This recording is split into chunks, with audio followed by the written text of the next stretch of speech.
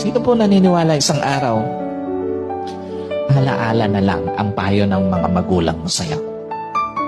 At sino po naniniwala, isang araw, yung nanay na kasama mo ngayon, maaaring katabi mo ngayon, yung tatay na kasama mo ngayon, isang araw, aalalahanin mo na lang din.